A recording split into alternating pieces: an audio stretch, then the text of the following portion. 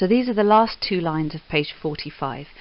I'll read over the page because there's a slide break when I change on to the next slide. So, thou saidest this, that I was like a cat, for whoso would singe a cat's skin, then would the cat well dwellen in his inn.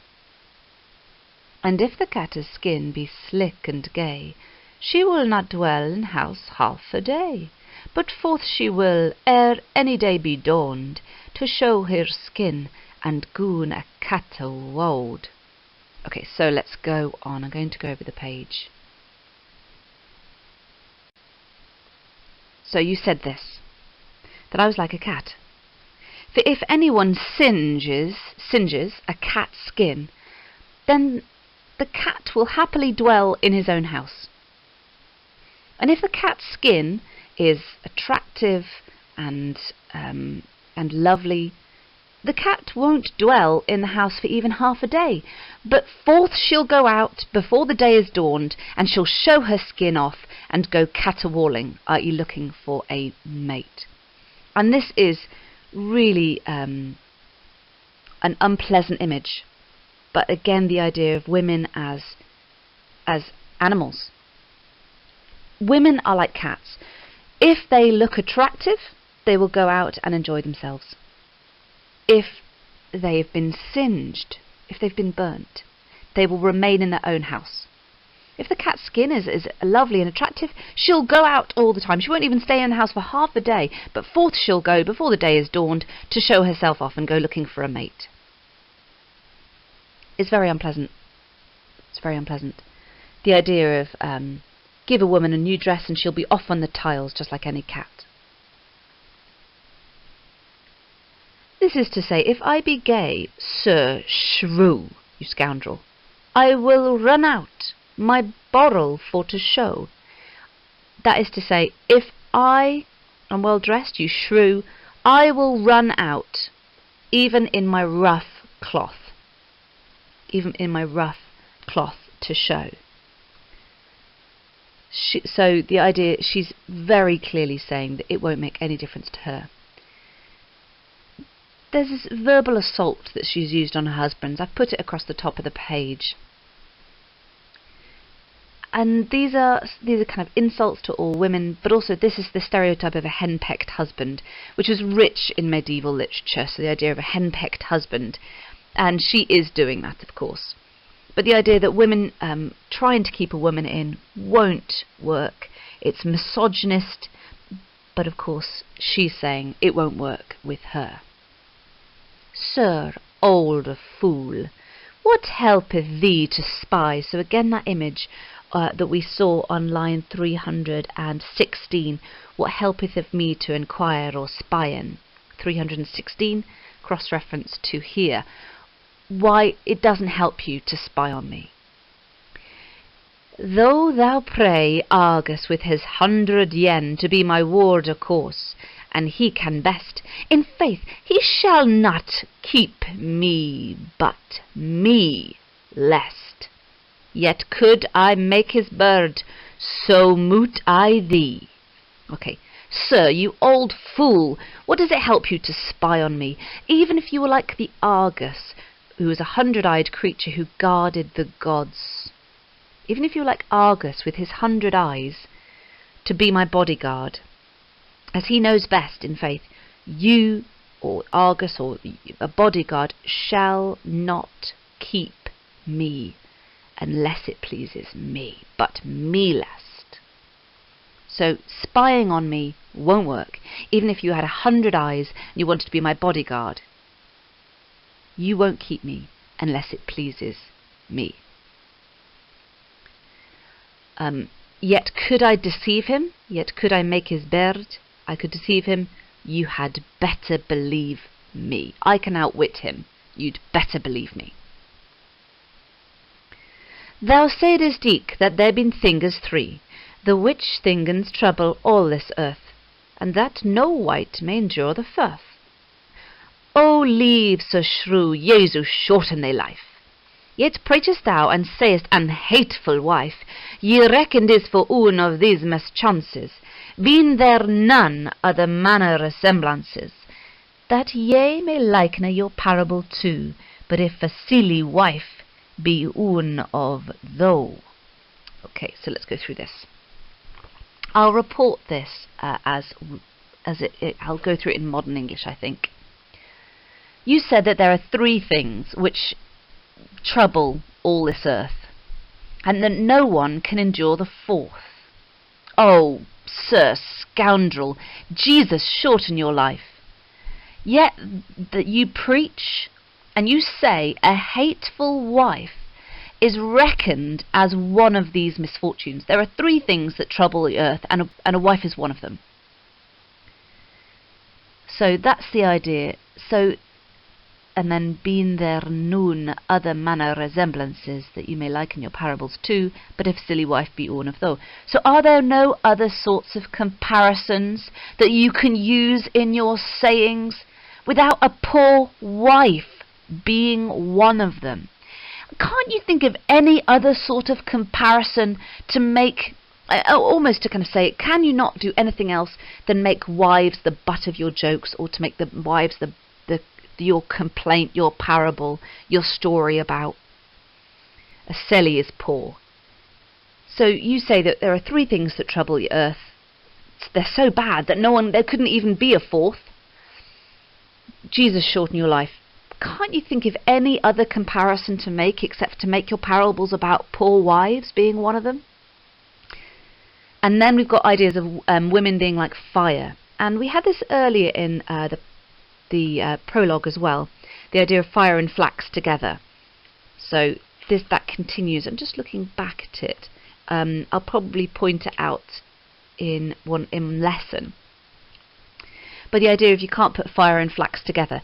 So she compares a woman's love to hell, to barren land, to unquenchable fire, and worms which destroy a tree, which you can see on the left.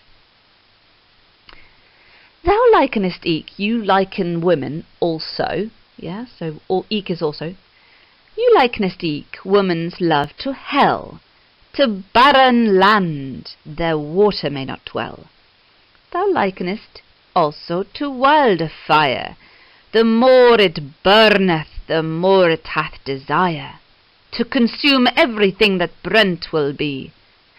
Thou sayest, right as worms shend a tree, right so a wife destroyer her husbandee.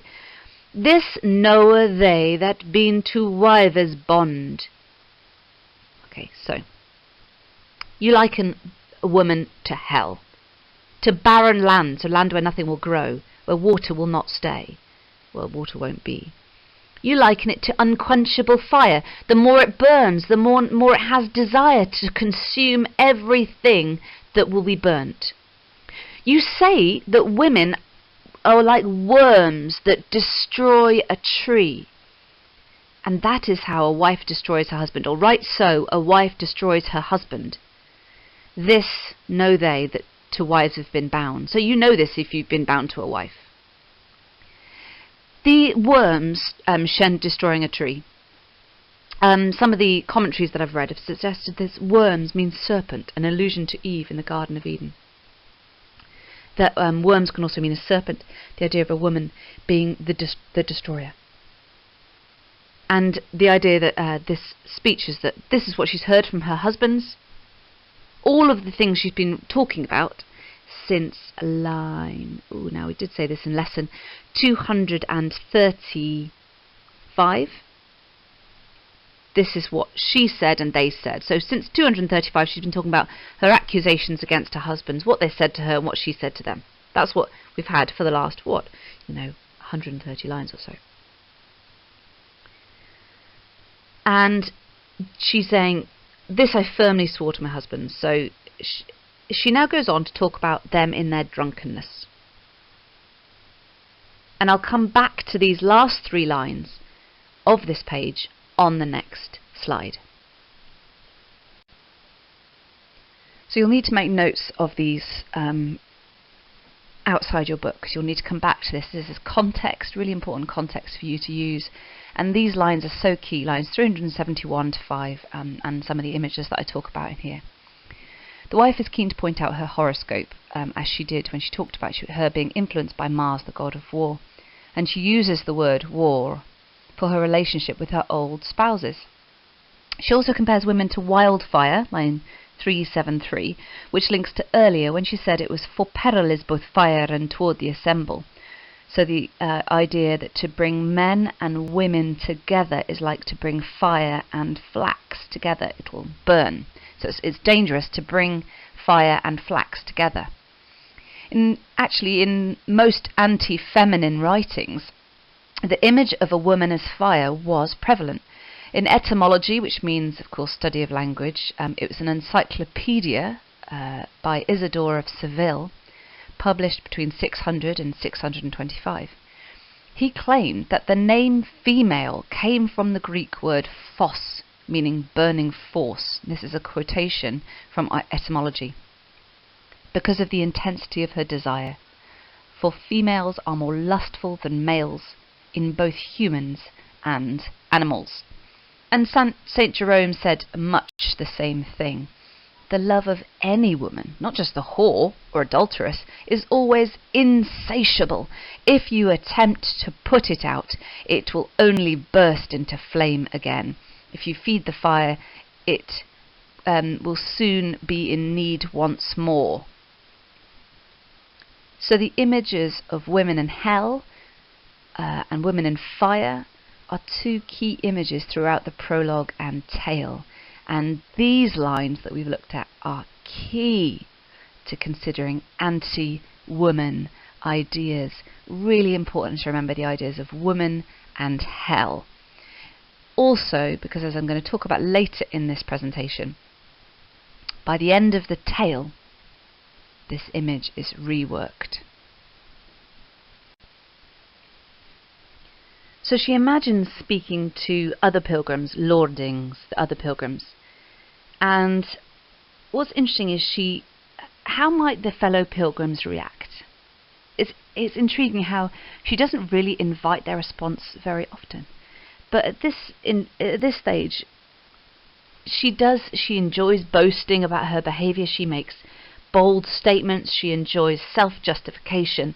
And it's interesting, at this moment she addresses the pilgrims, so she reaches out to them, particularly when this is so satirical. We talked in lesson a little bit about how this is satire, holding vice up for ridicule. Her attack on men is self-defeating, because she embodies all the vices for which men condemned women. So this is amusing, and she talks quite openly. In this moment we're about to look at a moment where she says, these are all the things you said when you were drunk, but I was lying. I told them all these things. I complained that this is what they said when they were drunk, but it wasn't true. And yet she's addressing the pilgrims. So we've got this satire, this biting satire that Chaucer uses. Let's look at these three lines. I'll read on to the next page, so you can go ahead, and then I'll flip on to the next slide in a moment. Lordings, write thus, as you have understood, bar I stiffly mine old husbanders on hand. Now that's important. Bear them on hand is always the idea of deceiving them. So bore them on hand is a phrase she uses often. So how she deceives them. Lordings, write thus, as you have understand, bar I stiffly mine old husbanders on hand, that thus they said in here drunkenness, and all was false, but that I took witness of Janikin, and on my neck also. O Lord, the pain I did a him, and the woe, full guiltless, by God as sweet a pine. So she firmly swore to my husband that this is what they said in their drunkenness. I'll go on to the next slide. And all was false, but I called my niece and Jankin as my witnesses. O Lord, the pain I did them, and the woe, full guiltless by God's sweet pain. For, as like a horse I could bite and whinny. So, I haven't done the Chaucerian. So her insults are stock insults to all women. She fights back. So she admits her accusations are lies. It's openly deceitful. She calls witnesses who she had already primed them. So she says, when you were drunk, you said all these things to me, you were doing the other. And of course, she then says it wasn't true. And all was false. Oh Lord, she's amused. The pain I did them, and the woe. And again, we are aware of an audience response at that moment. What the audience of the time must have thought, a reader of Chaucer's time must have thought is, really, we've got to be aware of their response to her would be that she unpleasant, manipulative, lives up to all the stock insults and accusations that were made against women. She carries on. For as an horse I could bite and whine, I could plain, and yet was in the guilt, or else, oftentimes, had I been spilt. Whoso that first to miller comes, first grint, I plained first, so was our war a stint. Let's go through that then. They were full guiltless by God's sweet pain.